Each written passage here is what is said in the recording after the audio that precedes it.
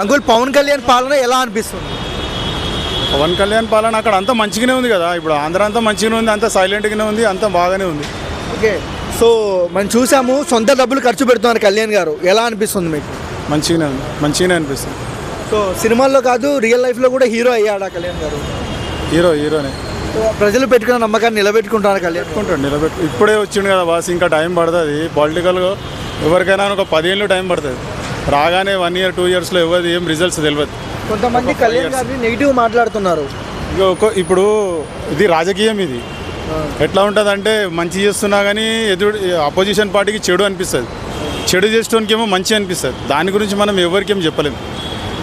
ఇప్పుడు అక్కడ ఆంధ్రాలో ఎట్లా అంటే కుల రాజకీయాలు ఎక్కువ ఉంటాయి. ఒక పార్టీ అంటే ఇంకో పార్టీ వరకు పడది, అది నడుస్తుంటే సహజమే. అది దాని గురించి మనం ఏం మాట్లాడినా ఏం చేసినా కానీ అది కామన్. ఎవడు ఏమనుకున్నా కానీ ఏం జరుగుతుంది ఏం జరుగుతలేదు అనేది జనాలు చూస్తుంటారు, దాన్ని బట్టి నడుస్తుంది అంతే. సో పవన్ కళ్యాణ్ గారు కన్న కొడుకు బాలేకపోయినా ప్రజల కోసం నిలబడ్డాడు. సో ఎలా అనిపిస్తుంది మీకు? అది మంచిగా. ఇప్పుడు ఆయన రూలింగ్లో ఉన్నాడు కాబట్టి ఆ మాత్రం చేయాలి, తప్పదు, చేస్తున్నాడు మాత్రం. ఓకే, మీరు ఎప్పటి నుంచో పాలిటిక్స్ చూస్తుంటారు, మీరు ఓట్లు కూడా వేస్తుంటారు.